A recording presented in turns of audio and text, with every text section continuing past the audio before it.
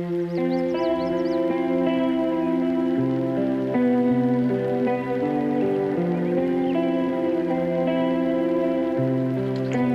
அருமை இரட்சகருமாகிய இயேசு கிறிஸ்துவின் நாமத்தில் உங்கள் யாவரையும் வாழ்த்தி வரவேற்கிறேன். இந்த புதன்கிழமை மாலை வேளையிலே கர்த்தருடைய வார்த்தையை கேட்கும்படியாக வந்திருக்கிற உங்களை கர்த்தர் ஆசீர்வதிப்பாராக.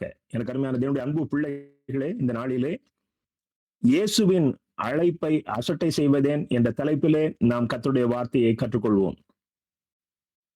பழைய ஏற்பாட்டின் புத்தகத்திலே தேவாதி தேவன் தனிப்பட்ட மனிதர்களுக்கு அழைப்பு கொடுத்ததை நாம் பார்க்கிறோம். சிலர் அந்த அழைப்பை உடனடியாக ஏற்றுக்கொண்டார்கள். சிலருக்கு அந்த அழைப்பை புரிந்து கொள்ள முடியவில்லை. சிலர் அந்த அழைப்பை என்னால் முடியாது என்று சொல்லி தட்டி கழிக்க முயற்சித்தார்கள். அவர் ஆபிரகாமை அழைக்கிறார். அவருக்கு தேவாதி தேவனை குறித்த எந்த விதமான முன் அறிவும் இல்லாத சூழ்நிலையிலும் முழுமையாக கர்த்தருக்கு கீழ்ப்படிந்தார். அவர் மோசேயை அழைக்கிறார்.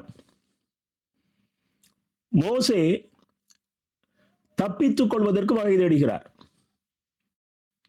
திரள் கூட்டமான ஜனங்கள், ஒரு பேரின மக்கள், 6,00,000க்கும் மேற்பட்ட புருஷர்கள்.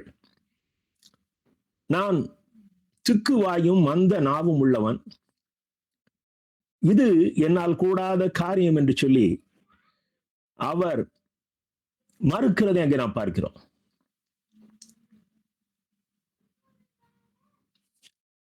அவர் சாமுவேலுக்கு அழைப்பு கொடுக்கிறார். குட்டி சாமுவேல், சின்ன பையன். அவர் சீலோவில் உள்ள ஆலயத்திலே படுத்திருக்கிறார். அவரை அழைப்பது யெகோவா தேவன் என்பதை புரிந்து கொள்ள முடியாத ஒரு பருவம். அப்பொழுது அங்கே இருந்த அந்த ஆலயத்தினுடைய ஆசாரியர் ஏலி அவனை அழைப்பது கர்த்தர் என்பதை அறிந்து, இனிமேல் உனக்கு அந்த சத்தம் வரும் பொழுது நீ சொல்லும் கர்த்தாவே அடியேன் கேட்கிறேன் என்று பதில் சொல் என்று சொல்லி அனுப்புகிறார். அந்த சாமுவேலை கொண்டு கர்த்தர் அந்த சமஸ்த இஸ்ரவேல் ராஜ்யத்தை எப்படி ஸ்தாபித்தார் என்று சொல்லி நாம் பார்க்கிறோம். யோனாவை அழைத்தார். நினிவே என்ற பட்டணத்தில் பாவம் மிகுதியாக இருந்த பொழுது அதை எச்சரிக்கும்படியாக அவர் அழைக்கிறார். ஏன் கர்த்தர் இவ்விதமாக மனிதர்களை நாடி தேடுகிறார் என்றால், அவர் நம்மை கொண்டுதான் இந்த பூமியிலே அவருடைய ராஜ்யத்தை ஸ்தாபிக்க விரும்புகிறார். ஒரு வினாடியிலே அவரால் இதை செய்துவிட முடியும். ஆனால் அவர் உருவாக்கிய மனிதனை கொண்டு அவர் விரும்புகிற ராஜ்யத்தை இந்த பூமியிலே ஸ்தாபிப்பதற்கு கர்த்தர் விரும்புகிறார். நீங்கள் புதிய ஏற்பாட்டின் புத்தகத்திலே வருவீர்களே ஆனால், இயேசு கிறிஸ்து நமக்கு அழைப்பு கொடுக்கிறார். அவரை பின்பற்றும்படியாக அழைக்கிறார். அவருடைய சீஷராகும்படி அழைக்கிறார். என்றென்றும் அவரோடு இருக்கும்படியாக நாம் எல்லாருக்கும் அவர் அழைப்பு கொடுக்கிறார். எனக்கு அருமையான தேவனுடைய அன்பு பிள்ளைகளே, நாம் கிறிஸ்தவ மதத்தார், நான் இந்த சபையினுடைய உறுப்பினர், நான் இந்த ஸ்தாபனத்திலே அங்கமாக இருக்கிறேன் என்று சிந்திக்கிற வரைக்கும் நாம் பரந்த கிறிஸ்துவினுடைய உபதேசத்தை புரிந்து கொள்ள முடியாது. நமக்கு கர்த்தர் கொடுத்திருக்கிற ஒரு அந்தஸ்து மிகப்பெரியது, அல்லது கர்த்தர் நம் மீது எதிர்பார்க்கிற காரியம் மிகப்பெரியது. எனக்கு அருமையான தேவனுடைய அன்பு பிள்ளைகளே, நாம் ஆதியாகமம் 1:1 பாருங்கள். ஆதியிலே கர்த்தர் வானத்தையும் பூமியையும் சிருஷ்டித்தார். 2 பார்க்கிறோம், பூமியானது ஒழுங்கின்மையாய் இருந்தது என்று சொல்லி பார்க்கிறோம். தர்ஷனத்துக்கும் இடையில் இருந்த காலம் மனிதர்களுடைய பூமிக்கு எட்டாத காலம். சிலர் சொல்லுகிறார்கள் அது கோடி ஆண்டுகள் இருக்கலாம் என்கிறார்கள். சிலர் சில கோடி ஆண்டுகள் இருக்கலாம் என்கிறார்கள். இந்த தெய்வத்தை நம்மால் புரிந்து கொள்ள முடியாது. ஆனால் நீங்க அந்த பகுதியில அந்த ஏன் சீர்கட்ட தன்மைக்கு ஆனது என்று சொன்னால், அந்த இடைப்பட்ட காலத்திலே ஒரு கூட்டம் தேவதூதர்கள் லூசிபருடைய தலைமையிலே விழுந்து போன நாட்கள், பூமியிலே பாவம் தோன்றின நாட்கள். இப்பொழுது பரிசுத்த சந்ததியை நம் மூலம் கர்த்தர் உருவாக்க விரும்புகிறார். ஆக இந்த பரிசுத்த சந்ததியிலே நாம் ஒருவராகும்படியாக இயேசு கிறிஸ்து நம்மை அழைக்கிறார். எனக்கு அருமையான தேவனுடைய அன்பு பிள்ளைகளே, பாவம், பாவத்திலிருந்து விடுதலை, பரிசுத்தம், பரலோகம், இதை தனித்தனியே பார்ப்பீர்களே ஆனால் அது ஒரு மத சம்பந்தமான காரியம் போல தோன்றலாம். ஆனால் நான் இயேசுவோடு கரம் கோர்த்து இந்த பூவிலகிலே சுற்றித் திரிகிற அனுபவம் என்கிற உணர்வு பூர்வமான ஒரு சிந்தனை வறுமையானால் அது உற்சாகத்தை கொடுக்கும். எனக்கு அருமையான தேவனுடைய அன்பு பிள்ளைகளே, இன்றைக்கு இருக்கிற கிறிஸ்தவ மதத்தை நாம் சற்று வெளியே இருந்து பார்க்க வேண்டும்.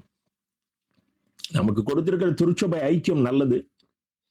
அந்த ஐக்கியத்துக்குள் நாம் எல்லாரும் சேர்ந்து இயேசுவின் கரத்தை பிடிப்பதற்கு முயற்சிக்க வேண்டும். அந்த திருச்சபையினுடைய மேய்ப்பனுக்கு நாம் கீழ்ப்படிந்து நடக்கணும். இதுதான் புதிய ஏற்பாட்டிலே நமக்கு உருவாக்கி கொடுத்திருக்கிற, பேதுருவின் நாட்கள் தொட்டு உருவாக்கி கொடுக்கப்பட்டிருக்கிற ஒரு அருமையான வடிவமைப்பு. இதை தாண்டி நம்மை சுற்றி நடக்கிற காரியங்களை நாம் கவனம் செலுத்துவோமே ஆனால் நாம் இயேசுவை விட்டு பிரிந்து விடுவோம். இப்படிப்பட்ட தந்திரங்கள் பிசாசினால் உருவான. சுவிசேஷகர்கள் மூலம் கர்த்தர் நமக்கு அழைப்பு கொடுக்கிறார். மிஷனரிகள் மூலம் கர்த்தர் நமக்கு அழைப்பு கொடுக்கிறார். அழைக்கப்பட்டவர்கள் இருக்கிற இடங்களிலே சிறு சிறு குழுக்களாக கூடுகிறோமே, அதுதான் திருச்சபை. இதற்கு வெளியே சில காரியங்கள் மாய மந்திர தந்திரங்கள் போல் உபதேசிக்கப்படுகிறதே, அவர்களைத்தான் மலை பிரசங்கத்திலே ஆண்டவராகிய இயேசு கிறிஸ்து எச்சரிக்கிறார், அக்கிரம செய்கைக்காரரே உங்களை அறியேன் என்று சொல்லி. எத்தனை போராட்டம் இருந்தாலும் அந்த போராட்டங்களுக்கு விடுதலை சபைக்குள் தான் உண்டு. சபையின் போது ஆவியின் வரங்கள் இருக்க வேண்டும். அப்படிப்பட்ட சபைகள் வெகு சீக்கிரமாக அநேக ஜனங்களை தங்களிடத்திலே கொண்டு வரக்கூடிய ஒரு ஆலமரம் போல மாறிவிடும். எனக்கு அருமையான தேவனுடைய அன்பு பிள்ளைகள், சபைகளுக்குள் இருந்து கர்த்தர் நம்மை அழைக்கிறார். முதலாவதாக நாம் பார்ப்போம், வேதத்திலே யோவான் கிறிஸ்துவுக்கு வழியை ஆயத்தம் பண்ணின பிறகு இயேசு கிறிஸ்து யோவான் விரித்த அதே சாலையிலே அவர் ஊழியத்தை ஆரம்பிக்கிறார். கர்த்தருக்கு சித்தமானால் அடுத்த வாரத்திலே அந்த காரியத்தை நாம் கற்றுக்கொள்ளப் போகிறோம். பேதுரு ஏற்படுத்திய அந்த பாதையிலேயே, அதே வழித்தடத்திலே, அதே முறையிலே கர்த்தர் ஊழியத்தை ஆரம்பிக்கிறார். இயேசு கிறிஸ்து ஊழியத்தை ஆரம்பிக்கிறார். இன்னும் சொல்ல போனால் யோவான் ஸ்நானன் சரி செய்து ஆரம்பித்து கொடுத்த வழித்தடத்திலே இயேசு கிறிஸ்து ஊழியத்தை ஆரம்பிக்கிறார். யோவான் ஸ்நானன் இடத்திலே சீஷராக இருந்தவர்கள் கூட யோவான் ஸ்நானனுடைய ஊழியம் ரொம்ப மிக குறைவான நாட்கள். வேதத்தின்படி பார்ப்போமே ஒரு 6 மாதங்கள். அவரோடு அவர்கள் இயேசுவை பின்பற்றுகிறவர்களாக மாறிவிட்டார்கள்.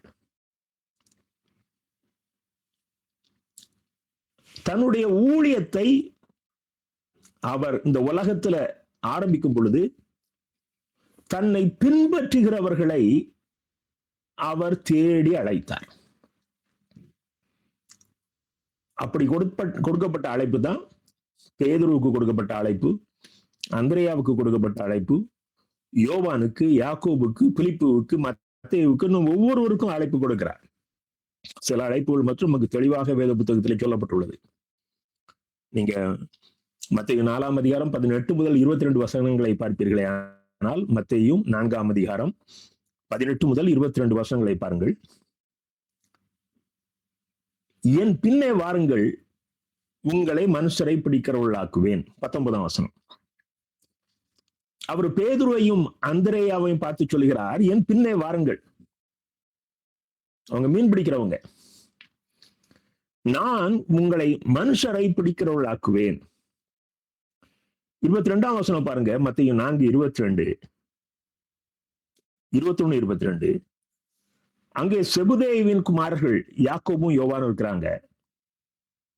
அவர்களை கண்டு அவர்களையும் அழைத்தார். உடனே அவர்கள் தங்கள் படவை விட்டு தங்கள் தகப்பனையும் விட்டு அவருக்கு பின் சென்றார்கள். மத்தேயு 9ஆம் அதிகாரம் 9ஆம் வசனத்திலே பாருங்கள். இயேசு அவ்விடம் விட்டு புறப்பட்டு போகையில் ஆயத்துறையில் உட்கார்ந்திருந்த மத்தேயு என்னும் ஒரு மனுஷனை கண்டு, எனக்கு பின் சென்று வா என்றார். அவன் எழுந்து அவருக்கு பின் சென்றான். யோவான் 1ஆம் அதிகாரம் 43ஆம் வசனத்தை பாருங்கள். மறுநாளிலே இயேசு கலிலேயாவுக்கு போக மனதாயிருந்து பிலிப்புவை கண்டு, நீ எனக்கு பின் சென்று வா என்றார். நீங்க இந்த சம்பவத்தெல்லாம் பார்க்கும் பொழுது ஒரு காரியத்தை புரிந்து கொள்ளலாம். அவர் யார் யாரை அழைத்தாரோ அவர்கள் எல்லாரும் அவரை பின்பற்றினார்கள். யாருமே மறுப்பு சொல்லவில்லை. யாரும் எதற்கு அழைக்கிறீர் என்றும் கேட்கவில்லை. ஏனென்றால் இயேசு கிறிஸ்துவுக்கு அவர் பார்த்தால் அப்படி ஒரு வசீகரமான தோற்றம். அவர்கள் இதுவரைக்கும்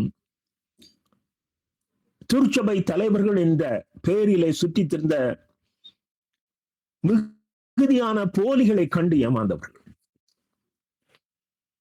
அவர்கள் தங்களுக்கு மற்றவர்களிடத்திலிருந்து வித்தியாசப்படுத்தும்படியாக சில காரியங்களை உருவாக்கி கொண்டவர்கள். எந்த ஆடம்பரமும் இல்லாமல் தேவகுமாரன் இன்னைக்கு மனுஷ குமாரனாக அந்த கலிலேயா பகுதியிலே அவர் நடந்து வந்த பொழுது அவருடைய சத்தத்தை கேட்ட ஜனங்கள், சாதாரண ஏழை எளிய ஜனங்கள், தகுதி இல்லாதவர்கள், அப்படியே விட்டுவிட்டு அவருடைய தொழிலை விட்டுவிட்டு, சொல்லப்போனா மத்தேயு ஒரு இன்கம் டாக்ஸ் ஆபீசர் என்று சொல்லலாம். அவர் எங்க உட்கார்ந்திருக்காரு? அவர் அந்த ஆபீஸ்ல உட்கார்ந்து இருக்கிறார். அவருடைய சத்தத்தை கேட்டு எந்த மறுப்பும் சொல்லாமல் பின்பற்றினார்கள். எனக்கு அருமையான தேவனுடைய அன்பு பிள்ளைகளே, ஆலயத்துல செய்தி வரும் பொழுது உங்களுக்கு ஒரு வித்தியாசமான அழைப்பு வரும். அது எப்போ வரும் அப்படின்னா, நீங்கள் இந்த ஜனங்களை போல இன்னசென்ட் ஹார்ட்டோடு ஒரு உலக ஞானம் எல்லாவற்றையும் தூக்கி எறிந்துவிட்டு ஆலயத்துக்குள் கர்த்தரை தரிசிக்க வந்திருக்கிறோம் என்ற எண்ணத்தோடு அமர்ந்திருப்பீர்களே, ஆனால் அந்த சத்தம் உங்களுக்கு கேட்கும். எனக்கு அருமையான தேவனுடைய அன்பு பிள்ளைகளே, இந்த சத்தத்தை கேட்க பழகுங்கள். பல பல செய்திகளை கேட்டு அலசடிப்படாதீர்கள். வேத புத்தகத்தை திறந்து வைத்துக் கொண்டு படிக்க ஆரம்பிக்கும் பொழுது இயேசு நம்மோடு பேசுகிறதை பரிசுத்த ஆவியானவர் நமக்குள் இருந்து உணர்த்துகிறதை உணர்கிற கிருபையை கர்த்தர் நாட்களில் கொடுக்கிறார்.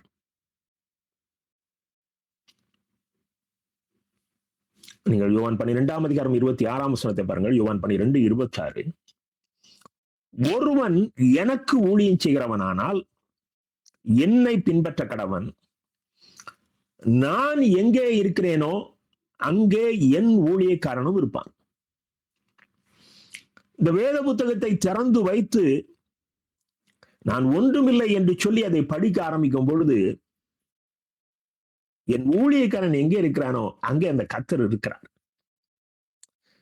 அவர் அப்படி பக்கத்துல வந்து உட்கார்ந்து இருக்கிறார். எனக்கு அருமையான தேவனுடைய அன்பு பிள்ளைகளே, நான் வேதாம கல்லூரியிலே போய் வேதத்தை கற்று வரவில்லை.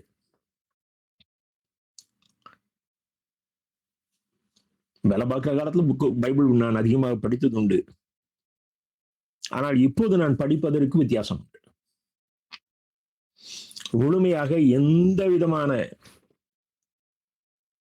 தொந்தரவும் இல்லாமல் அந்த வேத புத்தகத்தை திறந்து அதை திறக்கும் போதே ஒரு ஆசையா திறக்கணும். அதை ஒரு சைடுல 2 இங்கிலீஷ் பைபிள், ஸ்டடி பைபிள் எல்லாம் வச்சுக்கிட்டாதா, ஏனென்றால் அது நமக்கு சில அர்த்தங்களை கற்றுக் கொடுப்பதற்காக. மற்றபடி நான் தமிழ் வேதம் தான் படிக்கிறேன். அதை படிக்க ஆரம்பிக்கும் பொழுது ஒரு உற்சாகம் வரும் பாத்தீங்களா, அதுதான் தேவ கிருபை. அதை படிக்கும் போதே ஆவியார் நம்மோடு பேசுகிற அந்த சத்தத்தை கேட்க முடியும். இன்றைக்கு வேதவசன பஞ்சம் வந்திருக்கிறது. பிரசங்கங்களில வசனங்கள் இல்லை. பிரபலமான நபர்கள் 3 பேர் 4 பேர் சேர்ந்து விளம்பரம் அடித்து இங்கு பேரின்ப பெருவிழா என்கிறார்கள். எந்த பேரின்பமும் அங்கே கிடையாது. ஜனங்களுக்கு புறவினத்தாரை போல அவர்கள் பக்தி ஸ்தலங்களுக்கு செல்கிறார்கள். நாம் பேரின்ப பெருவிழாக்களுக்கு செல்கிறோம். வீட்டிலே வந்தால் அதே கணவன் மனைவி சண்டை, அதே பிள்ளைகள் சண்டை. சபைக்குள்ளே போனால் அதே குழப்பங்கள். பேரின்பம் எங்க இருக்கிறது? நல்லா கவனிச்சுக்கிடுங்க. பேரின்பம் எங்க இருக்குன்னா, நீ தனிச்சு உட்கார்ந்து பைபிளை திறந்து உட்கார்ந்து அப்படியே ஆசையா படிக்கும் பொழுது உன் மனசுக்குள்ள ஒரு உற்சாகம் வரும் பாருங்க, அதுதான் பேரின்பம். சாத்தானானவன் சபைக்குள் ஒரு மந்திரவாதியையோ ஒரு புறவினத்து ஆசாரியனையோ அனுப்ப முடியாது. ஆகவே ஊழியக்காரர்கள் என்ற பெயரிலே இன்னைக்கு திரளான அவனுடையவர்களை அனுப்பியிருக்கிறான். ஜனங்களாகிய நாமோ எது கர்த்தருடைய சத்தம், எது சாத்தானுடைய சத்தம் என்று பிரித்து பார்க்க முடியாத அறிவிலிகளாக, ஞானமற்றவர்களாக இருக்கிறோம். எனக்கு அருமையான தேவனுடைய அன்பு பிள்ளைகளே, கர்த்தர் நம்மை அழைக்கிறதை புரிந்து கொள்ளுங்கள், உதாசீனப்படுத்தாதீர்கள். ரோமர் 9ஆம் அதிகாரம் 24, 25 வசனத்தை பாருங்கள். ரோமர் 9, 24, 25. அவர் யூதரில் இருந்து மாத்திரமல்ல, புறஜாதிகளிலும் இருந்து நம்மை அழைத்து இருக்கிறார். அந்தபடி எனக்கு ஜனங்கள் அல்லாதவர்களை என்னுடைய ஜனங்கள் என்றும், சிநேகிக்கப்படாதிருந்தவளை சிநேகிக்கப்பட்டவள் என்றும் சொல்லி அழைப்பேன். யூதர்கள் கடவுள் எங்களுக்கு மாத்திரம்தான் சொந்தம் நினைச்சிட்டு இருக்கிறாங்க. ஆனால் இங்கே கர்த்தர் சொல்லுகிறார், நீங்க நான் சிநேகிக்கலன்னு யாரை சொல்றீங்களோ நான் உங்களை சிநேகிக்கிறேன்.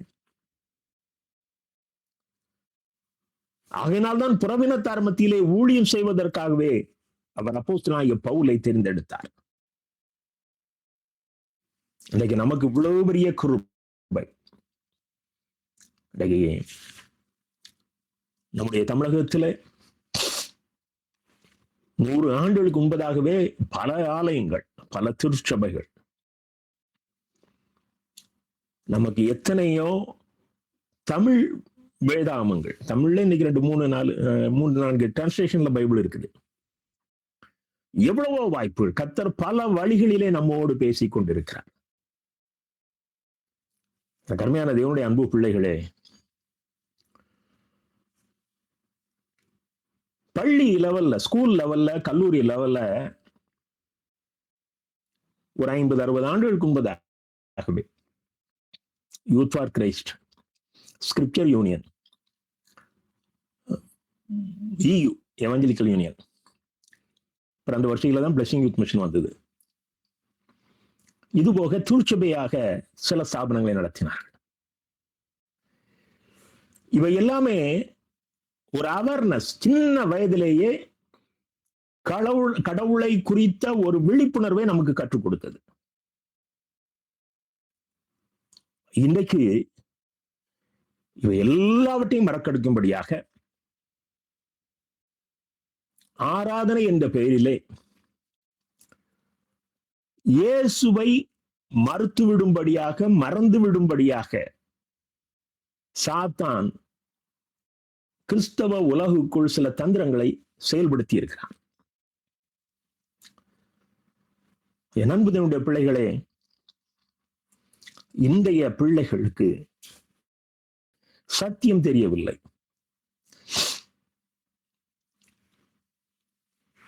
சமீபத்தில் ஒரு இடத்துல 2 வாலிப பிள்ளைகளை சந்தித்தேன். அவர்கள் திருமணமானவர்கள் தான், இளம் பிள்ளைகள். அவர்கள் தமிழகத்தின் தென் பகுதியில் 2 கிறிஸ்தவர்கள் அதிகம் மிகுந்திருக்கிற மாவட்டங்களிலே ஒரு வாலிப ஸ்தாபனத்தின் மூலமாக, வாலிபர்களுக்கு ஊழியம் செய்கிற ஒரு ஸ்தாபனத்தின் மூலமாக அவர்கள் அந்த பகுதியில் ஊழியம் செய்கிறார்கள். அந்த அன்பு பிள்ளைகள் தீவிரமான வேற்று நம்பிக்கையில் இருந்து இயேசுவை ஏற்றுக்கொண்டவர்கள், தீவிரமான வேற்று நம்பிக்கையிலிருந்து இயேசுவை ஏற்றுக்கொண்டவர்கள். ஆனால் அவர்கள் ஊழியம் செய்கிற பகுதியோ ஒரு காலத்திலே கிறிஸ்துவை மைமைப்படுத்துகிற கிறிஸ்தவர்கள் நிறைந்த பூமியாக இருந்துதான் அந்த நாட்களிலே சண்டை சச்சரவுகள், கோர்ட் வழக்குகள் என்று சொல்லி சீரழிந்து கொண்டிருக்கிற கிறிஸ்தவர்களை அதிகமாக கொண்ட பகுதியா இருக்கிறது. அங்கே கர்த்தர் புறவினத்தாரிலிருந்து ஊழியக்காரர்களை அனுப்பியிருக்கிறார். எனக்கு அருமையான தேவனுடைய அன்பு பிள்ளைகளே, நாம் அவருடைய அழைப்புக்கு செவி கொடுக்க மறுக்கும் பொழுது, அவர் சிநேகிக்கப்படாதிருந்தவர்கள் என்று நாம் யாரை எண்ணிக்கொண்டிருந்தோமோ அவர்களில் இருந்து அவர் இவர்களை நான் சிநேகிக்கிறேன் என்று சொல்லி நம்முடைய பகுதியிலே அனுப்பியிருக்கிறார். எனக்கு அருமையான தேவனுடைய அன்பு பிள்ளைகளே, கர்த்தருடைய சத்தத்தை கேட்கிற அனுபவம் இன்னைக்கு குறைந்து வருகிறது. 1 கொரிந்தியர் 7ஆம் அதிகாரம் 17ஆம் வசனத்தை பாருங்கள். தேவன் அவனவனுக்கு பகிர்ந்தது எப்படியோ, கர்த்தர் அவனவனை அழைத்தது எப்படியோ, அப்படியே அவனவன் நடக்க கடவன். எல்லா சபைகளிலும் இப்படியே திட்டம் பண்ணுகிறேன். 20வது வசனம், அவனவன் தான் அழைக்கப்பட்ட நிலையிலே நிலைத்திருக்க கடவன். உங்களை எந்த மாதிரி கர்த்தர் அழைத்திருக்கிறாரோ அதுல நின்னுக்கிடுங்க. அப்பதான் நம்ம இயேசு கிட்ட நிக்க முடியும்.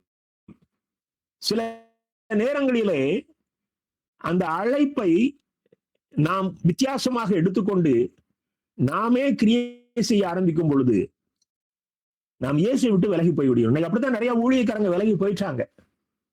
அப்படித்தான் பாலாசில்லாரி விலகி போனாரு. இன்னைக்கு வேதத்திற்கு புறம்பான உபதேசங்கள் எங்கே காணப்படுகிறதோ அவை எல்லாம் சத்தத்துக்கு கீழ்ப்படிந்து வந்தார்கள். என்றைக்கு அவர்கள் தங்கள் சித்தத்தின்படி ஓட ஆரம்பித்தார்களோ அவர்கள் இயேசுவை விட்டு விலகி போய்விட்டார்கள். அவர்களை பின்பற்றுகிற மற்றவர்களும் அப்படியே அழைப்புக்கு கீழ்ப்படியாதவர்களாக இருக்கிறார்கள். எனக்கு அருமையான தேவனுடைய அன்பு பிள்ளைகளே, விரைவாக சில குறிப்புகளை பார்ப்போம். கர்த்தர் எதற்காக அழைக்கிறார்? முதலாவதாக பாருங்கள், அவர் நமக்கு பயிற்சி கொடுக்கும்படியாக அழைக்கிறார். என்ன பயிற்சி கொடுக்கணும்? இன்னைக்கு இயேசுவை பின்பற்றினால் குடுகுடுப்பைக்காரனை போல இது கிடைக்கும், அது கிடைக்கும், நல்ல காலம் நடக்கும் என்று சொல்லுகிறார்கள். அது அல்ல. நாம் யுத்தம் செய்கிறவர்கள்.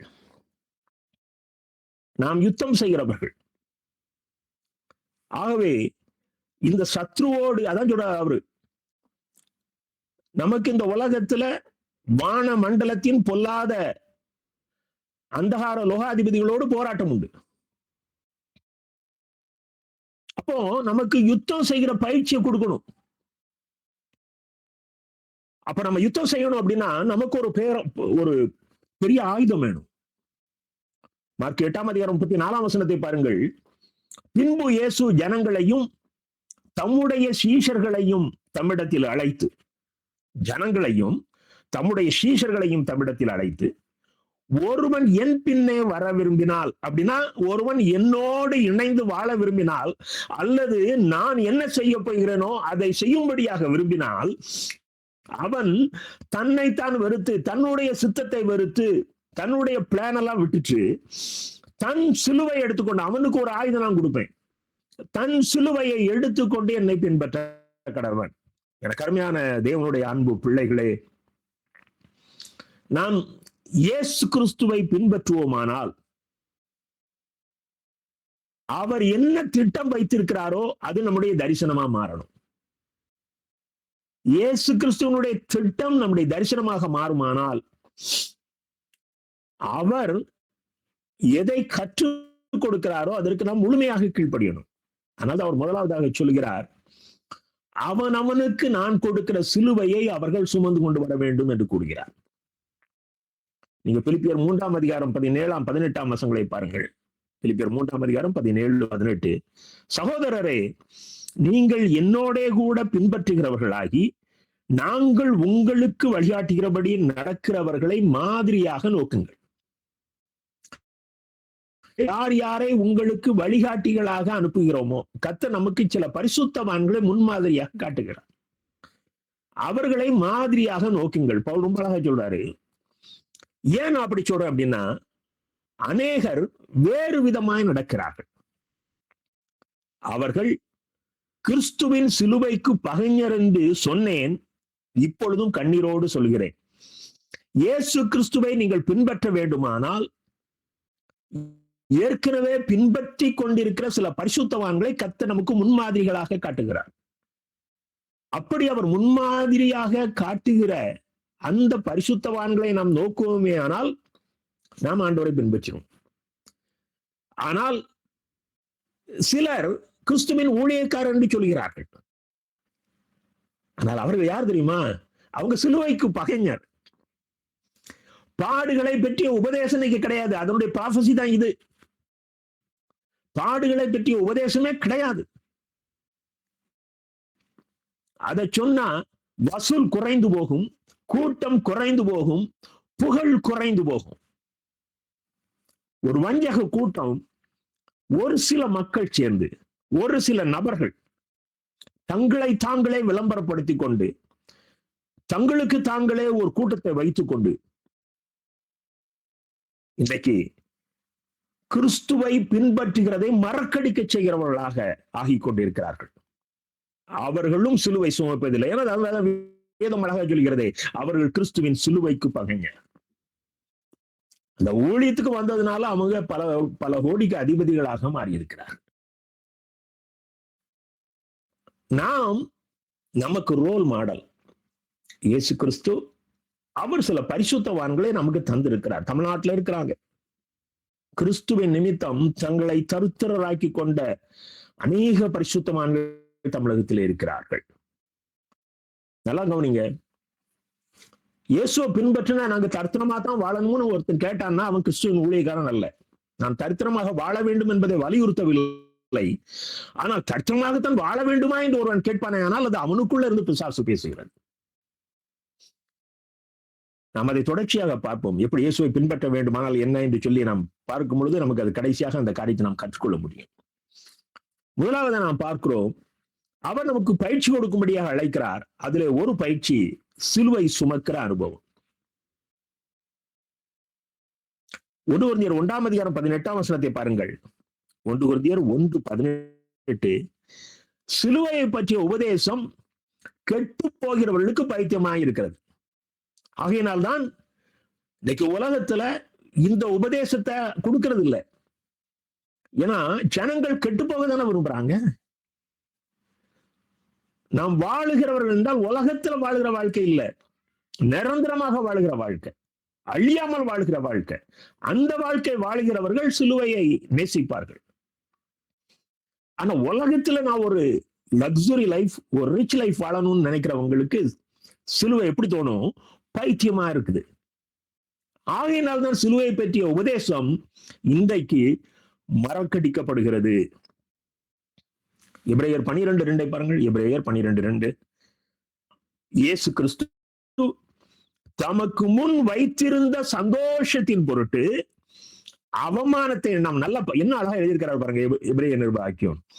இயேசு கிறிஸ்து தமக்கு முன் வைத்திருந்த சந்தோஷத்தின் மகிழ்ச்சியின் பொருட்டு. ஆமா, நான் இந்த உலகத்திலே பாவ மன்னிப்பை, இலவசமான ரட்சிப்பை சம்பாதித்து கொடுத்து பிதாவின் வலது பார்சத்தில் போய் வீற்றிருக்க போகிறேன் என்கிற அந்த மகிமையின் சந்தோஷத்தை உணர்ந்தவராக, மிகப்பெரிய பணியை இன்னும் ஒரு சில மணித்துளிகளிலே செய்து முடிக்கப் போகிறவராக அவர் உணர்ந்து அவர் என்ன சொல்றாரு? சந்தோஷத்தின் பொருட்டு அவமானத்தை எண்ணாமல். அந்த சிலுவை சுமக்கும் போது எவ்வளவு அவமானம், எவ்வளவு கேலிகள். அவமானத்தை எண்ணாமல் சிலுவையை சகித்து தேவனுடைய சிங்காசனத்தின் வலது பார்சத்தில் வீற்றிருக்கிறார். எனக்கு அருமையான தேவனுடைய அன்பு பிள்ளைகளே, இதே பயிற்சியை கர்த்தர் நமக்கு கொடுக்க விரும்புகிறார். இதே பயிற்சியை கர்த்தர் நமக்கு கொடுக்க விரும்புகிறார். சிலுவை கர்த்தர் நமக்கு கொடுத்திருக்கிற மிகப்பெரிய ஒரு பயிற்சி. அந்த போராயுதம் இல்லாமல் இந்த உலகத்துல நாம பரிசுத்தமாக வாழ முடியாது. இரண்டாவதாக அவர் ஒரு பயிற்சி கொடுக்கிறார். போரிடுவதற்கு நம்மை அழைக்கிறார். யுத்தம் செய்வதற்கு அவர் நம்மை அழைக்கிறார். யுத்தத்தில் என்ன உண்டு? பாடுகள் உண்டு. சரீர பாடுகள், சில இழப்புகள் வரலாம். அப்போ இந்த பாடுகளையும் கர்த்தர் இந்த உலகத்துல வாழுகிற நாட்களிலே நமக்கு பயிற்சி கொடுக்கிறார். நீங்க யோவான் 21 18 19 வசனங்களை பாருங்கள். யோவான் 21 18 19. நீ இள வயதுள்ளவனாய் இருந்தபோது உனக்கு நீயே அறை கட்டி கொண்டு உனக்கு இஷ்டமான இடங்களிலே நடந்து திரிந்தாய். நீ முதிர் வயதுள்ளவனாகும் போது உன் கைகளை நீட்டுவாய், வேறொருவன் உன் அறையை கட்டி உனக்கு இஷ்டமில்லாத இடத்துக்கு உன்னை கொண்டு போவான் என்று மெய்யாகவே மெய்யாகவே உனக்கு சொல்கிறேன். என்னுடைய ஆடுகளை மேய்க்கும்படியான ஊழியத்தை உனக்கு கொடுத்திருக்கிறேன். அந்த ஊழியத்துல உனக்கு இஷ்டமில்லாத காரியங்கள் உன் வாழ்விலே சம்பவிக்கும் என்று கர்த்தர் அங்கே சொல்லுகிறார். 19 வசனத்தை பாருங்க. இன்ன விதமான மரணத்தினாலே அவன் தேவனை மைமைப்படுத்த போகிறான் என்பதை குறிக்கும்படியாக இப்படி சொன்னார். அதை சொல்லிய பின்பு அவர் பேதுருவை நோக்கி என்னை பின்பற்றி வா என்றார். கடினமான ஒரு காரியத்தை சொல்லி என்னை பின்பற்றி வா. இந்த கருமையான தேவனுடைய அன்பு பிள்ளைகளே, நீங்கள் இயேசுவிடத்திலே வருவீர்களே ஆனால் உங்களுடைய கஷ்டங்கள் எல்லாம் மறைந்து போகும். உங்களுடைய துன்பம் எல்லாம் இன்பமாக மாறும். நீங்கள் எதிர்பார்த்த காரியங்கள் எல்லாம் கைகூடி வரும். ஆகவே இயேசுவை பின்பற்றுங்கள் சொன்னா அது எளிது. அவரை பின்பற்றுவது அது நமக்கு பிறகு ஒரு உற்சாகம் வந்தது. உனக்கு கடினமான காரியங்கள் உன்னுடைய வாழ்க்கையில உன்னுடைய முதிர் வயதுல உனக்கு சம்பவிக்கும். நீ என்னை பின்பற்றி வாய். இதுதான் இயேசு கொடுக்கிற அழைப்பு. என் கருமையான தேவனுடைய அன்பு பிள்ளைகளே, நாம் கிறிஸ்துவுக்குள் வளர்ந்திருப்போமே ஆனால் இந்த பக்குவத்தை நாம் அடையணும். பவுல ஊழியத்துக்கான அழைக்கிறாரு, சடுதியாக சந்திக்கிறார். அவர் அங்க சொல்றாரு பாருங்க, 9 அப்போஸ்தலர் 9:16. அனனியாட்ட சொல்றாரு, இவன் தான் போய் பவுலுக்கு கை வச்சு ஜெபம் பண்ண போகிற நபர். என் நாமத்தின் நிமித்தம் அவன் எவ்வளவாய் பாடுபட வேண்டும் என்பதை நான் அவனுக்கு காண்பிப்பேன். நான் அவனுக்கு சுகபோகமான வாழ்க்கை கொடுக்கல. அவன் கிறிஸ்தவர்களை எல்லாம், என்னை பின்பற்றியவர்களை எல்லாம் அழிப்பதற்கு அவன் உத்தரவு பெற்று சுற்றி திரிகிறான். நான் அவனுக்கு ஒரு அழைப்பு கொடுத்திருக்கிறேன். அந்த அழைப்பு எதற்கு கொடுத்திருக்கிறேன் என்றால், நீ என்னிடத்திலே வருவதனாலே என் மூலம் உனக்கு செல்வாக்கு பெருகும் என்று நான் சொல்லுவதற்காக அழைக்கவில்லை. என் நாமத்தின் நிமித்தம், நீ என்னை பின்பற்றுவதன் நிமித்தம் நீ எவ்வளவாக பாடுபட வேண்டும் என்பதை நான் உனக்கு காண்பிப்பேன். என் அன்பு தேவனுடைய பிள்ளைகளே, கர்த்தருடைய அழைப்பை நாம் புரிந்து கொள்ள வேண்டும். கர்த்தருடைய அழைப்பு மிகப்பெரிய ஆசீர்வாதத்துக்கான அழைப்பு, மிகப்பெரிய ஆசீர்வாதத்துக்கான அழைப்பு. அது நம்முடைய மரணத்திற்கு பிறகு அதை நீங்கள் உணர்வீர்கள். நாம் தேவனோடு, அவர் அழகா சொல்றாரு வெளிப்படுத்த விசேஷத்துல, என்னோடு கூட என்னுடைய சிங்காசனத்தில் அமர்வீர்களா என்று சொல்லுகிறார். ஒரு வித்தியாசமான ஆசீர்வாதத்தை கர்த்தர் நமக்கு வைத்திருக்கிறார். அதை அவ்வளவு எளிதாலாம் பெற்றுவிட முடியாது. இந்த ஊர்ல உனக்கு ஒரு அரியணை நாற்காலி கிடைக்குமே ஆனால் 5 ஆண்டுகள். ஆனால் அழிவில்லாத ஒரு அரியணை உனக்கு கிடைக்க போகிறது. அப்படியானால் இங்கே நம்முடைய பயிற்சி ஒரு தீவிரமான பயிற்சி தான். லூக்கா 6ஆம் அதிகாரம் 22ஆம் வசனத்தை பாருங்க. லூக்கா 6:22. மனுஷகுமாரன் நிமித்தமாக ஜனங்கள் உங்களை பகைத்து, உங்களை புறம்பாக்கி, உங்களை நிந்தித்து, உங்கள் நாமத்தை பொல்லாதது என்று தள்ளிவிடும் போது நீங்கள் பாக்கியவான்களாயிருப்பீர்கள். ஹல்லேலூயா. எவ்வளவு தெளிவாக இயேசு கிறிஸ்து கற்றுக் கொடுக்கிறார் பாருங்கள்.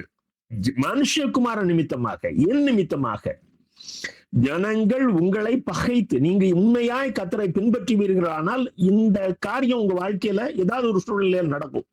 உங்களை பகைத்து, உங்களை புறம்பாக்கி, அவங்க உங்களுக்கு உரிய அந்தஸ்தை கொடுக்க மாட்டாங்க. உங்களை புறம்பாக்கி, உங்களை நிந்தித்து, உங்கள் நாமத்தை பொல்லாதது என்று தள்ளிவிடும். இவங்க எல்லாம் கெட்ட ஆட்கள் சொல்லுவாங்க. அப்பொழுது நீங்கள் பாக்கியவான்களாய் இருப்பீர்கள். கருமையான தேவனுடைய அன்பு பிள்ளைகளே, அவர் சிலுவை சுமக்க நமக்கு பயிற்சி கொடுக்கிறார். அவர் பாடு அனுபவிக்க பயிற்சி கொடுக்கிறார். 3வதாக பாருங்கள், அவர் நாம் தனித்துவமாக இருக்கும்படியாக அழைப்பு கொடுக்கிறார். இண்டிவிஜுவாலிட்டி. நாம் தனித்துவமாக இருக்கும்படியாக அழைப்பு கொடுக்கிறார். அப்படின்னா என்ன அர்த்தம்னா, ஒரு திரள் கூட்ட மக்கள் உலகத்தை நோக்கி ஓடிக்கொண்டிருக்கிறார்கள். அதை விட்டு விலகி இருக்கும்படியாக கர்த்தர் நமக்கு அழைப்பு கொடுக்கிறார். நீங்க மார்க்கு 10ஆம் அதிகாரம் 29-30 வசனங்களை பாருங்கள். மார்க்கு 10ஆம் அதிகாரம் 29-30. என் நிமித்தமாகவும் சுவிசேஷத்தின் நிமித்தமாகவும் வீட்டையாவது, சகோதரரையாவது, சகோதரிகளையாவது, தகப்பனையாவது, தாயையாவது, மனைவியையாவது, பிள்ளைகளையாவது, நிலங்களையாவது விட்டவன் எவனும். இதுதான் கர்த்தர் கொடுக்கிற அழைப்பு. ஒருவேளை எல்லாத்தையும் நம்ம கொடுக்கணும். ஒரு சிலருக்கு அப்படிப்பட்ட அழைப்பு இருக்கலாம். சிலருக்கு இதுல ஏதாவது ஒன்றை விட்டு கொடுக்க வேண்டிய சூழ்நிலை வரலாம். நீங்க லூக்கா 14:33 பாருங்கள். உங்களில் எவனாகிலும் தனக்கு உண்டானவைகள் வெறுத்து விடாவிட்டால் இருக்கும். வெறுத்து விடாவிட்டால் அவன் எனக்கு சீஷனாக இருக்க மாட்டான். நீங்க ஒரு ஐஸ்வர்யவான் ஆண்டவரை பின்பற்றி வருகிறான். கர்த்தர் வார்த்தையை பாருங்கள். மார்க்கு 10:21 பாருங்கள். உனக்கு உண்டானவைகளை தருத்தலுக்கு கொடு, அப்பொழுது பரலோகத்தில் உனக்கு பொக்கிஷம் உண்டாயிருக்கும். அது என்ன, உனக்கு உண்டானதை விட்டு தருத்தல் கூட பரலோகத்தில் பொக்கிஷம் வரும்? உன்னுடைய பொக்கிஷம் எங்கே இருக்கிறதோ அங்கே உன் இருதயம் இருக்கும். அப்போ எப்போ இருதயம் பரலோகத்தை சார்ந்து விட்டதோ அப்பொழுது உன்னுடைய பொக்கிஷம் பரலோகத்திலே வந்து விட்டது என்று பொருள். இருதயம் உலகத்துக்குள்ளேயே இருக்குமே ஆனால் உன்னுடைய சிந்தனை முழுவதும் நீ இந்த சம்பாதித்து வச்ச அந்த காசு அது இன்னும் எப்படி சம்பாதிக்கிறது அது சுத்தியே அலைந்து கொண்டிருக்கும். ஆகையினால்தான் சொன்னாரு, முதல்ல உன்னுடைய உலகத்து சிந்தனை மாற வேண்டுமானால் நம்பி இருக்கிற அந்த ஐஸ்வர்யத்தை விற்று தருத்தலுக்கு கொடுத்தார். கருமையான தேவனுடைய அன்பு பிள்ளைகளே, நாம் தனித்துவமாய் இருக்கும்படியாக கர்த்தர் அழைக்கிறார். யாக்கோபு 4ஆம் அதிகாரம் 4ஆம் வசனத்தை பாருங்கள். அங்கே அவர் விதவைகளை குறித்து பேசிக்கொண்டு வரும்பொழுது ஒரு கடினமான ஒரு வார்த்தையை உபயோகிக்கிறார் பாருங்கள். உலக சிநேகம் தேவனுக்கு விரோதமான பகை. ஆகையால் உலகத்துக்கு சிநேகிதனாய் இருக்க விரும்புகிறான், தேவனுக்கு பகைஞனாகிறான், எதிராளி ஆகிறான். நாம் உலகத்துக்கு சிநேகிதனாக இருக்க நாம் முயற்சி எடுப்போமே ஆனால், அதுவே நம்முடைய குறிக்கோளாக இருக்குமே ஆனால், கருமையான தேவனுடைய அன்பு பிள்ளைகளே, ஒரு ஆளுகை வந்துடணும், ஒரு அட்மினிஸ்ட்ரேஷன் வந்துடணும், பொறுப்பு வந்துடணும் என்று சொல்லி நாமே முயற்சி எடுத்துக்கொண்டு கடைசியில அது எனக்கு கர்த்தர் கொடுத்த ஊழியம் என்று சொல்லுவோமே. ஆனால் எனக்கு அருமையான தேவனுடைய அன்பு பிள்ளைகளே, நீ கர்த்தருக்கு பகைங்க. 1 யோவான் 4:5 பாருங்கள். கள்ளத்தீர்க்கதரிசிகளை குறித்து அங்க யோவான் சொல்கிற வார்த்தையை பாருங்கள். அவர்கள் உலகத்துக்குரியவர்கள், உலகத்துக்குரியவைகளை பேசுகிறார்கள், உலகமும் அவர்களுக்கு செவி கொடுக்கும். அவர்கள் உலகத்துக்குரியவர்கள், உலகத்துக்குரியவைகளை பேசுகிறார்கள், உலகமும் அவர்களுக்கு செவி கொடுக்கும். எனக்கு அருமையான தேவனுடைய அன்பு பிள்ளைகளே, அவர் தம்மை பின்பற்றும்படியாக நம்மை அழைக்கிறார். அவர் நமக்கு பயிற்சி கொடுக்கிறார். அவர் நமக்கு பாட அனுபவிக்கும்படியாக பயிற்சி கொடுக்கிறார். சிலுவை சுமக்கும்படியாக பயிற்சி கொடுக்கிறார். அவர் நாம் தனித்துவமாக வாழும்படியாக நமக்கு அழைப்பு கொடுக்கிறார். 4வதாக வெளிச்சத்தின் பிள்ளைகளாகும்படி அவர் நமக்கு அழைப்பு கொடுக்கிறார். நம்ம இருளுக்குள்ள இருக்கிறோங்க. அதனால்தான் நமக்கு பாவ உணர்வு இல்லை. நாம எப்பொழுதும் இருளுக்குள்ள இருக்கிறோம். நம்முடைய இருதயத்துல வர்ற சிந்தனைகள் எல்லாமே பிசாசின் சிந்தனைகளா இருக்குது. பிசாசு இருளை விரும்புகிறான். தெரியாம, மற்றவங்களுக்கு தெரியாம தப்பு பண்றோம். அந்த தப்பு பண்றதுல அவ்வளவு ஆர்வம். வெளியே நம்மளை பரிசுத்தமா காண்பிக்கணும்ங்கிறதுக்காக மறைவான காரியங்களை நாம் விரும்புகிறோம். நாம் அநேக காரியங்களை நாம் மறைத்துக் கொள்கிறோம். ஆண்டவர் சொல்றா, நீ வெளியரங்கமாவா, வெளிச்சத்தின் பிள்ளையாவா. அதனால்தான் ஆண்டோடைய பிள்ளைகள் நினைச்சாங்கன்னா முதல்ல பாவரிக்கை செஞ்சு அவங்க பரிசுத்தமா மாறிடுறாங்க. அவரை பின்பற்றுகிறவர்கள் பாவரிக்கை செஞ்ச உடனே அது வெளிச்சத்தின் பிள்ளையா மாறிடுறாங்க. அதற்கு பிறகு பாவம் அவனை அணுகும் பொழுது அவன் அதை உடனடியாக உணர்ந்து கொள்கிறான். நீங்க மனம் திரும்பாத வரைக்கும் உங்களுக்கு பாவ உணர்வே இருக்காது. சேற்றுக்குள்ள இருக்கிற பன்றியும் மனம் திரும்பாத மனுஷனும் சமமானவர்கள். அந்த பாவ உணர்வு வர ஆகினால்தான் கர்த்தர் சொல்கிறார், நீங்கள் வெளிச்சத்தின் பிள்ளைகளாக வேண்டும் என்று அழைக்கிறார். யோவான் 8:12 பாருங்கள். யோவான் 8:12, நான் உலகத்திற்கு ஒளியாய் இருக்கிறேன், என்னை பின்பற்றுகிறவன் இருளிலே நடவாமல் ஒளியிலே நடக்கிறான். அவன் அப்படியே மெஜஸ்டிக்கா வெளிச்சத்துல நடப்பான். ஏன்னா அவனை பார்த்தாலே தெரியும் அவன் பரிசுத்தமானவன். அடுத்த யோவான் 1:16 பாருங்க. 1 யோவான் 1:16, நாம் அவரோட ஐக்கியப்பட்டவர்கள் என்று சொல்லியும் இருளிலே நடக்கிறவர்களாய் இருந்தால் சத்தியத்தின்படி நடவாமல் பொய் சொல்லுகிறவர்களாய் இருப்போம். நான் ரட்சிக்கப்பட்டுட்டேன்னு சொல்லி அவ்வளவு பாவத்தையும் நமக்குள்ள வைத்து மூடி மறைக்கிறவர்களாக நாம் இருப்போமே. ஆனால் நாம் பொய் சொல்லுகிறவர்கள். நமக்கும் இயேசு கிறிஸ்துவுக்கும் எந்த சம்பந்தமும் கிடையாது. எனக்கு அருமையான தேவனுடைய அன்பு பிள்ளைகளே, எபேசியர் 5:8 பாருங்க. எபேசியர் 5:8, முற்காலத்தில் நீங்கள் அந்தகாரமாய் இருந்தீர்கள், ரட்சிக்கப்படும் முன்பதாக நீங்கள் இருளின் பிள்ளைகளாய் இருந்தீர்கள், இப்பொழுதோ கர்த்தருக்குள் வெளிச்சமாய் இருக்கிறீர்கள். கர்த்தர் உங்க மூலம் பிரகாசிக்கிறார், உங்க சபைக்குள்ள பிரகாசிக்கிறார், உங்க குடும்பத்துல பிரகாசிக்கிறார். உங்களை கொண்டு கர்த்தர் தம்முடைய ஊழியத்தை நிறைவேற்றுகிறார். இப்பொழுதோ கர்த்தருக்குள் வெளிச்சமாய் இருக்கிறீர்கள். அழகா சொல்றாரு, வெளிச்சத்தின் பிள்ளைகளாய் நடந்து கொள்ளுங்கள். நான் உங்களை கொண்டு ஊழியம் செய்கிறேன், நீங்க அந்த வெளிச்சத்தின் பிள்ளைகள் என்கிற அந்த அந்தஸ்தை காப்பாற்றிக் கொள்ளுங்கள். 1 தெசலோனிக்கேயர் 5:5 பாருங்கள்.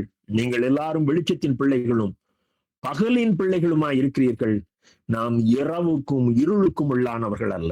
எனக்கு அருமையான தேவனுடைய அன்பு பிள்ளைகளே, வெளிச்சத்தின் பிள்ளைகளாக நாம் வாழும்படியாக நம்ம அழைக்கிறார். 5வதாக பாருங்கள், நாம் பரிசுத்தமாக வாழும்படியாக அழைக்கிறார்.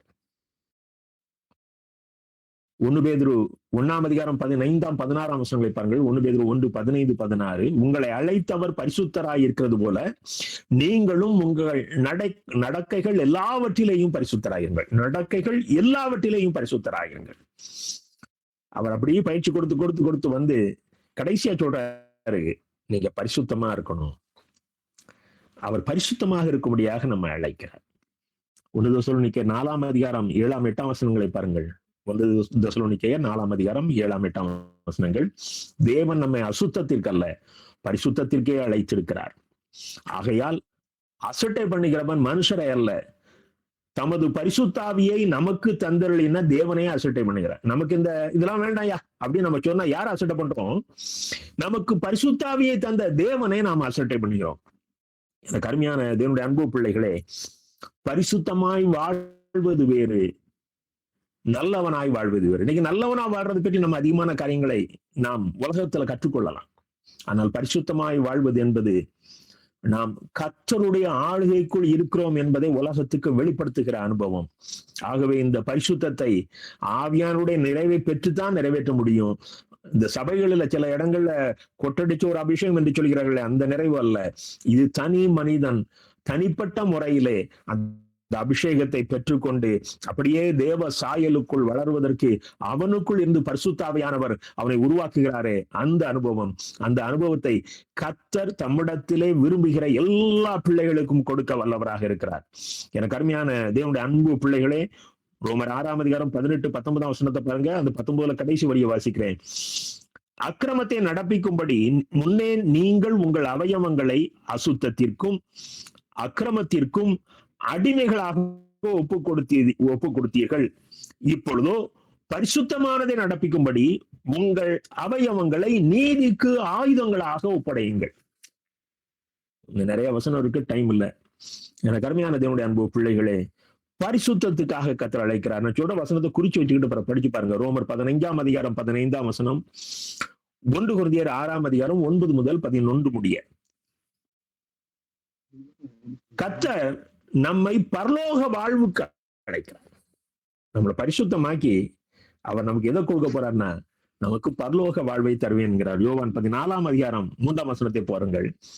யோவான் 14:3, நான் போய் உங்களுக்காக ஒரு ஸ்தலத்தை ஆயத்தம் பண்ணின பின்பு நான் இருக்கிற இடத்திலே நீங்களும் இருக்கும்படி நான் மறுபடியும் வந்து உங்களை என்னிடத்திலே சேர்த்துக் கொள்வேன்.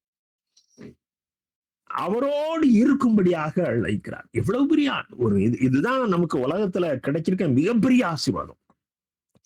நீ எவ்வளவு கோடி இந்த உலகத்துல கொள்ளடிக்கிறாங்களா, 1000 கோடி 2000 கோடி எல்லாம் தூசி.